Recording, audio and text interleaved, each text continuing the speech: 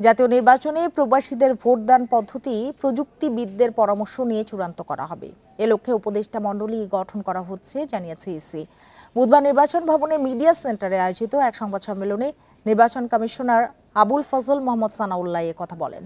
Commissioner জানান, বিশেষজ্ঞরা 10 থেকে 12 দিনের মধ্যে প্রতিবেদন জমা দেবেন। এরপর এ বিষয়ে অংশীজনের সাথে আলোচনা করে পদ্ধতি চূড়ান্ত করা হবে। প্রবাসীদের ভোটদানের জন্য প্রস্তাবিত পদ্ধতিগুলো হলো postal ballot, online vote oh proxy vote. বর্তমানে দেশে পোস্টাল ব্যালটে ভোটদানের সুযোগ থাকলেও তা কার্যকর নয়। এ পর্যন্ত একজন প্রবাসী ভোটারও পোস্টাল ব্যালটে ভোট দেয়নি। মঙ্গলবার এক কর্মশালায় এ বিষয়ে মতামত নেয় কমিশন।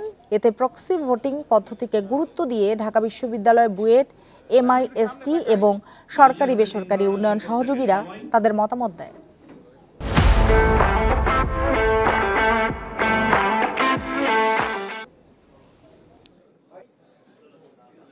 একজন বিশেষজ্ঞকে আমরা সম্পৃক্ত করে একটি অ্যাডভাইজারি টিম গঠন করব। আজকে সেটা গঠন করা হবে।